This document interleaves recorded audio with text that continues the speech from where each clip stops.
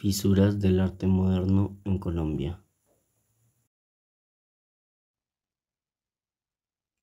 Entre los años 40 y 70, Colombia vivió una agitada transformación político-social que marcó su arte moderno. El libro Fisuras de arte moderno de Carmen María Jaramillo explora cómo los artistas respondieron a la violencia, el Frente Nacional y los cambios culturales. En el libro, Jaramillo usa la palabra fisuras para invitarnos a ver el modernismo en Colombia no como un desfile triunfal de novedades, sino como un terreno inestable. Las fisuras son más sutiles, son grietas o fracturas internas que conviven con lo anterior. No hubo una ruptura que desplazara de una vez por todas el arte colonial o el arte académico, y después todo fuera modernidad, como veíamos con los sismos. Más bien, hubo procesos lentos, tensiones, adaptaciones, resistencias. Algunos artistas mezclaron lenguajes antiguos y modernos, o modernizaron técnicas tradicionales, o incluso rechazaron ciertas modernidades extranjeras para construir una voz propia. La modernidad en Colombia no suprime el pasado, lo fragmenta o lo transforma parcialmente. La década de 1940 arranca con el asesinato de Jorge Eliezer Gaitán, líder popular cuyo crimen desató el Bogotazo y la violencia partidista entre liberales y conservadores. En las aulas de la Escuela de Bellas Artes de Bogotá, jóvenes como Fernando Botero y Enrique Grau comenzaban a experimentar con formas revolucionarias. A su lado, otros talentos como Ramírez Villamizar y Ena Rodríguez buscaban otro tipo de lenguaje artístico.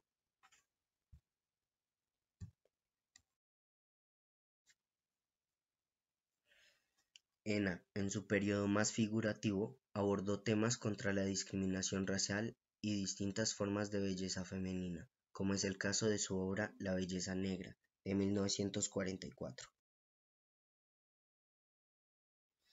Está ubicada en la Sala 11 del Museo Nacional llamada Hacer Sociedad. Es símbolo de diversidad en una época donde todavía el rol de lo femenino y lo racial era reducido. De la obra llama la atención la delicadeza de la técnica. Al ser una obra hecha en madera, era particular que una mujer la haya tallado. Se consideraba muy tosco para ellas. Sin embargo, su crítica social y estilo popular fue duramente criticado por Marta Traba, entre otros críticos, quienes descalificaban la vigencia de este tipo de piezas y marcaban una clara línea entre los artistas que contribuyeron a consolidar el arte moderno y quienes estaban quedando atrás.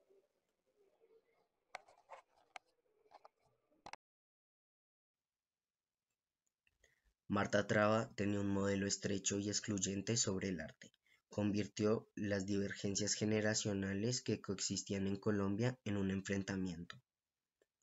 Marta desaprobaba y censuraba a todos quienes no afirmaran sus valores plásticos, mientras sus detractores consideraban que atentaba contra los valores tradicionales del arte y la moral establecida.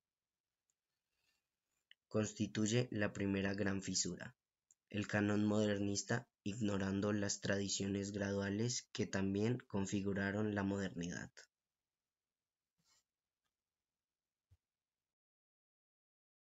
Fernando Botero. Desde temprano demostró descontento por el dominio del muralismo indigenista que influenciaba a Pedronel. La figura de Fernando Botero ocupa un lugar singular dentro de los relatos de las fisuras del arte moderno en Colombia. Según Jaramillo, su obra no puede leerse simplemente como una continuidad de la tradición figurativa, ni como una ruptura radical en el sentido formalista. Botero más bien reconfiguraba la figuración, exagerando las formas para contemplar la sociedad a través del lente grotesco. En esto reside su modernidad, en una distancia crítica que no es regresiva, sino irónica y humorística. En los inicios Marta Traba categorizó su obra como burguesa, al tener contenido político que desentonaba con la actualidad moderna. Traba privilegiaba a aquellos artistas que alineaban con los modelos de la abstracción o de la ruptura conceptual, y consideraba que Botero se mantenía excesivamente ligado a la tradición europea.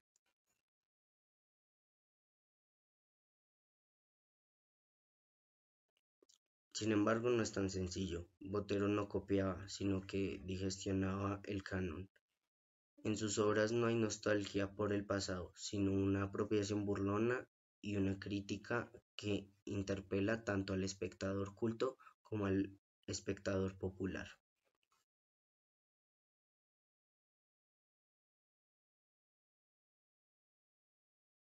La obra de Fernando Botero emergió como respuesta durante el contexto histórico del Frente Nacional de 1958 a 1974. Contrario a la lectura superficial que reducen su estilo a algo decorativo, obras tempranas como La alcoba nupcial de 1958 o Los obispos muertos de 1965 contienen ironía sobre instituciones clave como la Iglesia o el ejército, en una sociedad que normalizaba la violencia. Es posible que su éxito internacional se debiera, en parte, a que su crítica era más sutil. Su pintura Arzo Diablomaquia de 1960 muestra una escena donde, de una manera burlesca, hacía uso de elementos religiosos y diabólicos. Pese a las malas críticas, consiguió ganar el premio Guggenheim. Gracias a la victoria logró reconocimiento internacional, reinventando lo local para dar con un estilo propio, sin necesidad de ser abstracto. Este bloque histórico evidencia la segunda gran fisura, la tensión entre la universalidad y el arraigo nacional, que Traba intentó resolver mediante la teoría del arte válido, no siempre acertada según Jaramillo. En 1960, la insatisfacción de los artistas con propuestas sociofigurativas o de abstracción lírica por Marta Traba era palpable. Tras el premio Guggenheim y la Bienal de México, donde fue jurado, Marta Traba la tacharon de promover el arte degenerado y las ideas comunistas, por lo que fue amenazada con ser expulsada del país, ya que era argentina, por el gobierno de Alberto Lleras Camargo.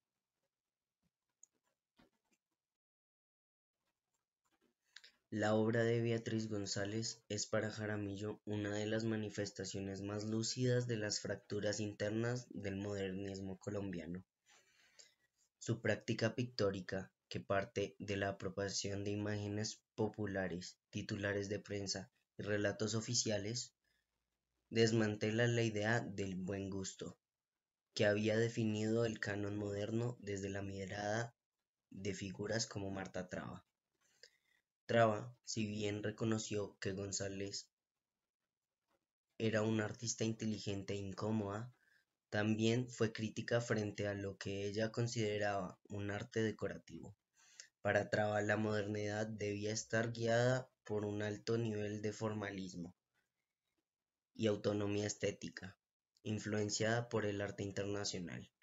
González, en cambio, socava precisamente esa noción de modernidad elevada, mostrándola como un discurso ajeno a la realidad colombiana. Jaramillo explica que González apunta contra lo que se conoce como el proyecto modernizador, un proceso político y cultural que buscó incentivar a Colombia en la modernidad liberal capitalista, a través del desarrollo industrial, la urbanización, la educación y la institucionalización del arte.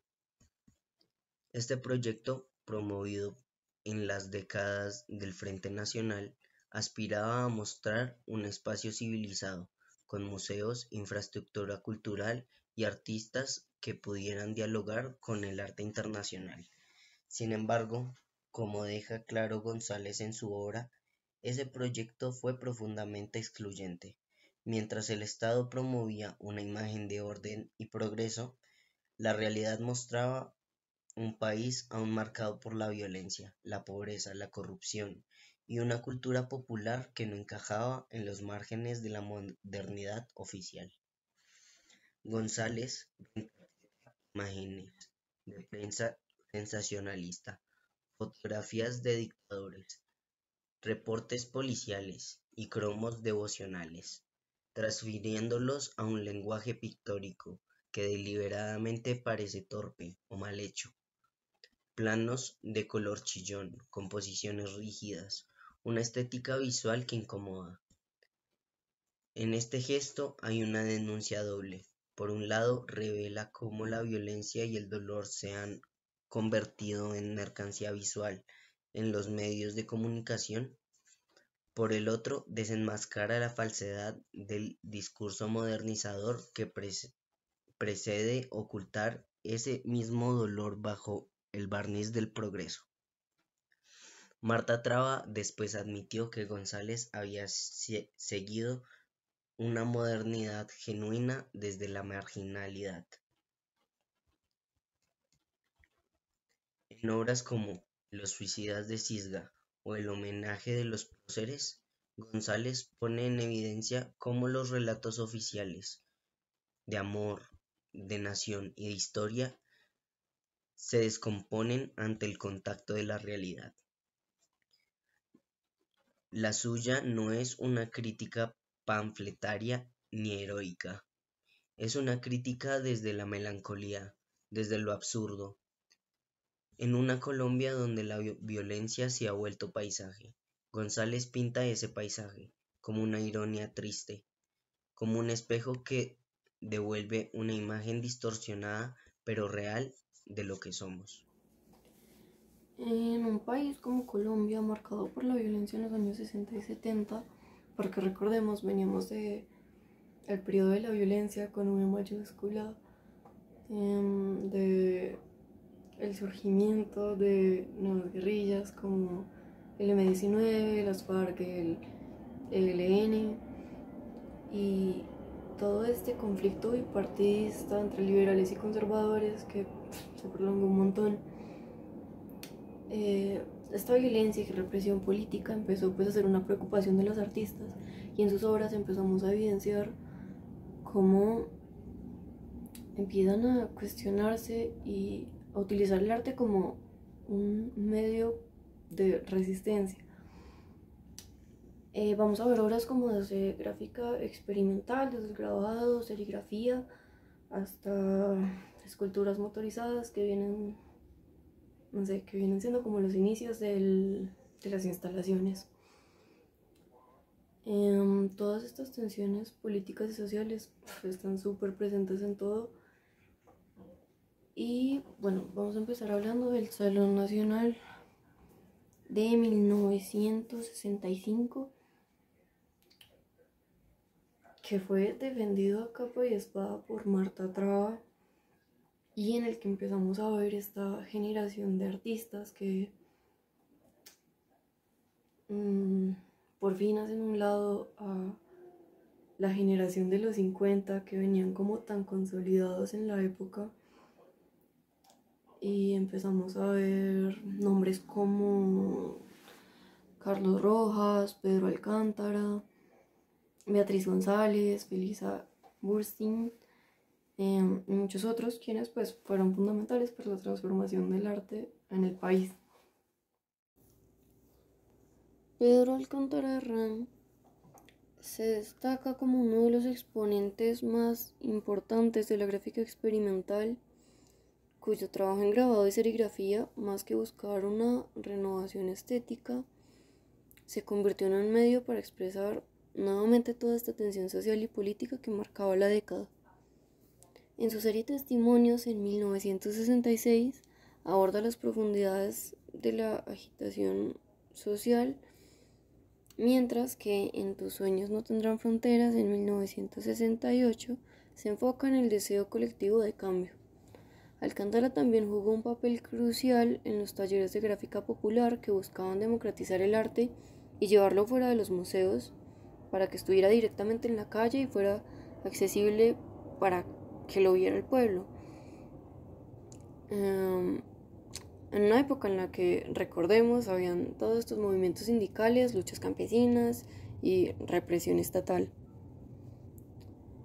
Empezamos a ver también imágenes del taller 4 Rojo, en donde podemos evidenciar cómo las fotografías y las imágenes de los periódicos, de las noticias, juegan un papel importante en las imágenes que están produciendo los artistas.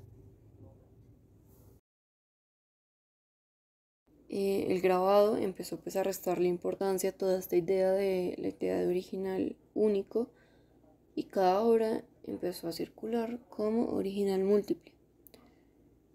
En obras como La Nueva Bandera Colombiana y sus autores de 1972 y La Nueva Bandera Colombiana 2 de 1974 de Augusto Rendón, el arte pues sigue viéndose, sigue evidenciándose todo este cuestionamiento frente a la violencia y todo este desarraigo social. También podemos ver obras de María de la Paz Jaramillo, como La Corista de 1973, Lady Macbeth de 1974, en donde aborda complejas relaciones entre la mujer, la moral y el poder eclesiástico en un país como Colombia profundamente influenciado por el Concordato, que recordemos es un acuerdo de gobierno entre el Estado y la Iglesia. Más tarde podemos ver otra obra de María de la Paz Jaramillo, titulada Tu amor no me conviene, en 1976. También es importante que veamos a Roda con su serie Amarraperros, en donde explora la opresión y las fuerzas ocultas que limitan la libertad individual, mientras que Giangrandi en obras como El desayuno de 1967 y Espacios mentales sobre la memoria en 1967 también analiza las huellas emocionales de la violencia. En esta época también empezamos a ver un desarrollo artístico muy importante en Cali y en Medellín, y un ejemplo de esto son los festivales de vanguardia que dieron cabida a un espíritu más irreverente y exploratorio, donde se abrieron paso y fueron factibles la improvisación, la realización de un dibujo en colaboración o la integración de música electroacústica y poesía nadaísta. En 1965 estuvieron Pedro Alcántara Herrán y Norman Mejía en el primer Festival de Arte de Vanguardia en la Galería de Arte Nacional, La Nacional, en Cali. Al mismo tiempo, aún en un contexto de violencia política y crisis social, Norman Mejía emergió como un líder en el expresionismo existencialista, con obras como La horrible mujer castigadora, en donde revela su interés por explorar el cuerpo humano a través de una estética cruda, fragmentaria y desgarradora. Este enfoque también fue compartido por otros artistas como Alejandro Obregón en Violencia y Luis Ángel Rengifo en su serie de 13 grabados La violencia de 1965. Acá podemos evidenciar la influencia de las noticias publicadas por la prensa sobre los trágicos acontecimientos que venían pasando en el país. También lo vimos en la serie que ya les mostré de Pedro Alcántara Herrán, Testimonios, toda esta influencia fotográfica. Por otro lado, tenemos a Luis Caballero con una obra profundamente visceral que se centró en la representación también del cuerpo humano, como lo hizo Norman Mejía, sin embargo, con una obra más centrada en tensiones entre el deseo y la violencia. Luis Caballero también es clave por su reinserción del cuerpo en el arte colombiano de una manera íntima, sensual y violenta a la vez. Al fin Pintura fue una exposición de carácter gráfico en 1976 que se dio en la Galería Belarca, con artistas como Beatriz González, Santiago Cárdenas, Manuel Hernández y Luis Caballero, que ya en los 60 habían iniciado una revocación en este campo, mientras que los artistas restantes exploraban la imagen fotográfica o acudían a los colores planos. Al mismo tiempo, habían otros artistas que se empezaron a preocupar por la recontextualización, tomando elementos propios del entorno cotidiano, social o político para ubicarlos en el campo estético, confiriéndoles un nuevo sentido. El resultante de esta operación lo construyeron obras compuestas de fragmentos adyacentes agrupados en una aparente coherencia lógica o trabajos con narrativas ordenadas a partir del uso de elementos de procedencia diversa, más afín con el nuevo realismo francés que con el movimiento pop estadounidense. Mientras Luis Caballero estaba explorando todas estas tensiones internas del cuerpo desde la pintura y el dibujo, otros artistas de la misma generación comenzaron a preocuparse por esta recontextualización, como Felisa Burstyn, quien será una figura clave en este desplazamiento. Su obra instala en el centro del arte colombiano la crítica social, la ironía y la transgresión material. Con sus esculturas móviles construidas a partir de chatarra motorizada, Burstyn rompió con las convenciones tradicionales de la escultura, introduciendo el movimiento, el ruido y el azar como elementos fundamentales en sus piezas. Esto se evidenció de manera radical en su famosa exposición Las Histéricas de 1974, donde sus esculturas no solo cobraban vida, sino que lo hacían en tiempo real, interrumpiendo el concepto de una escultura estática y tradicional. Esta obra, cargada de humor negro, donde los motores precarios de las piezas metálicas generaban ruidos y vibraciones, reflejaba irónicamente el contraste con la avanzada tecnología de la sociedad industrial. Y, al igual que otros artistas contemporáneos, se interesó por los materiales reciclados, generando una reflexión crítica sobre la relación entre arte, tecnología y ser humano. Este tipo de trabajo anticipó lo que más tarde se conocería como instalación, invitando a la percepción a través de los sentidos, creando una experiencia completa que se vinculaba con las tensiones sociales y políticas de la época. En la exposición Espacios Ambientales en 1977 podemos ver la obra Siempre acostada de Burstyn, en la que nuevamente evidenciamos toda esta noción de tiempo real y que se destaca por su movimiento bizarro y el sonido de las piezas metálicas ubicadas en las paredes, piso y techo. Esta obra fue descrita por la prensa como láminas y aros deformados de chatarra de acero inoxidable invadieron ese cuarto oscuro y pequeño. Del techo brotaba una de las esculturas como una estalactita de acero que se movía con la misma fuerza de los mismos motores de las histéricas. Otras dos construcciones similares trepaban por las paredes pintadas de negro. En el piso había una escultura horizontal de cintas ovaladas, puestas en un soporte que las levantaba a la altura de la rodilla.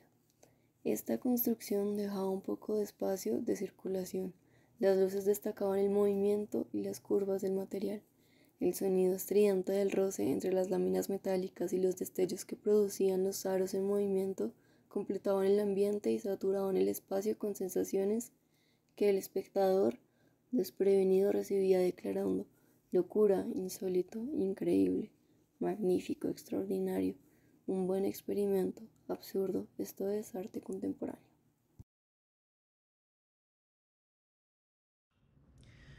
Mi compañera mencionó la exposición de espacios ambientales y en esta exposición también se presentaron dos artistas que se llaman Santiago Cárdenas y Álvaro Barrios.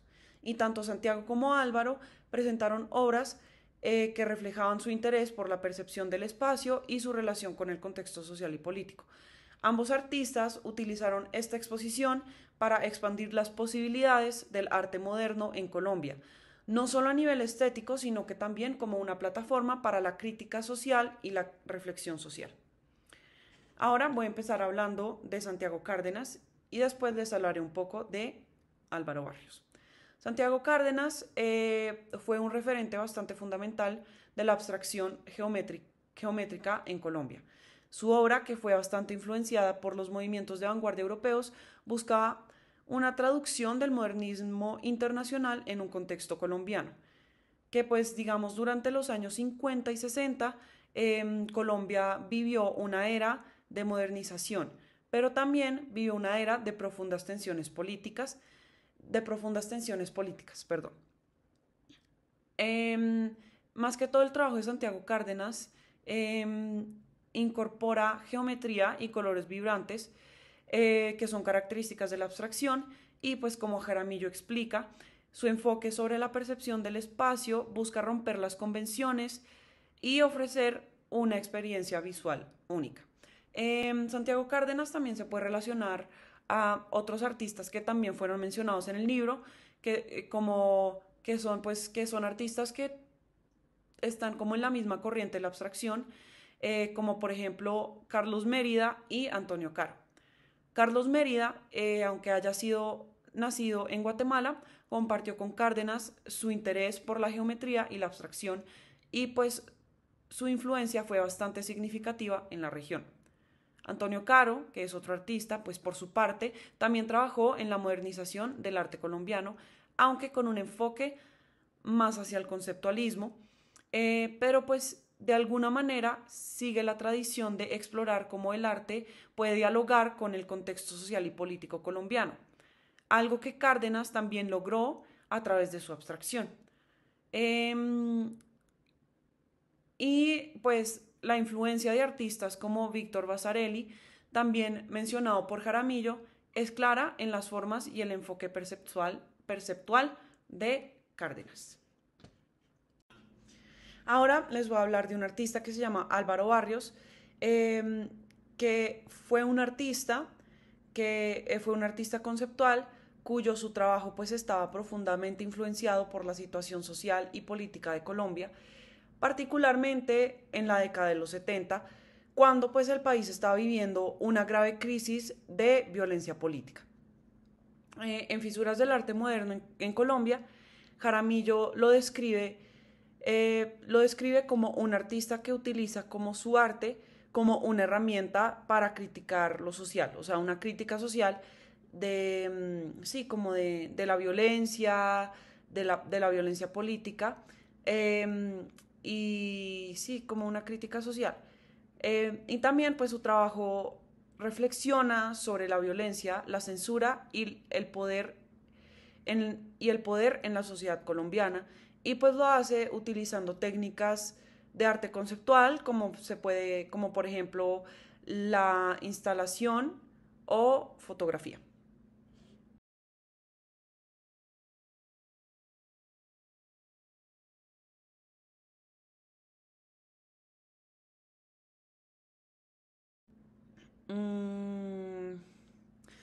Listo.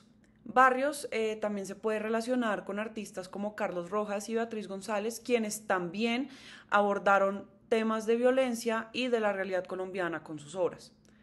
Si bien pues Rojas tenía como más que todo un enfoque más surrealista y simbólico, tanto él como Barrios se unieron en la necesidad de representar como la crisis social a través del arte. En el caso de Beatriz González, su obra también utiliza un lenguaje visual directo,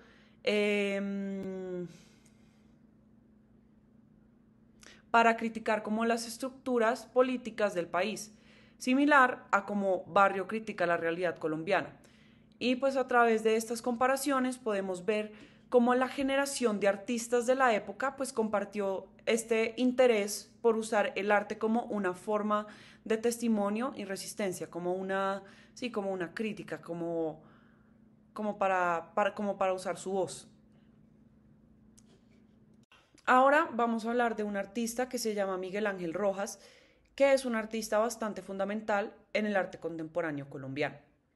Su trabajo es más que todo caracterizado por su crítica abierta a la violencia, a las estructuras de poder y las tensiones políticas en Colombia. Este hace su trabajo a través de símbolos y representaciones visuales, donde digamos, confronta las heridas de su país, las heridas sociales de su país, especialmente en las décadas de los 70 y los 80, cuando Colombia estaba sumida en la violencia y el narcotráfico. Jaramillo también lo describe como un artista cuya obra se mueve entre el arte conceptual y la crítica social, con un enfoque marcado más que todo por lo simbólico. Rojas, el artista Miguel Ángel Rojas, puede ser relacionado a un artista llamado Eduardo Ramírez Villamizar, que es otro artista colombiano, que aunque trabajó como con la abstracción, también estuvo preocupado por los problemas sociales y políticos. Ambos artistas compartieron la reflexión sobre el país y las tensiones que se vivían, Y aunque Rojas lo hizo desde un enfoque más explícitamente político y simbólico. Además, artistas también como Luis Kamnitzer, con quien Rojas comparte un enfoque conceptual, también formaron parte de este panorama de crítica social en el arte latinoamericano. Rojas y Kamnitzer se pueden comparar por su uso del arte como un lenguaje para denunciar injusticias y plantear preguntas sobre la realidad política de sus países.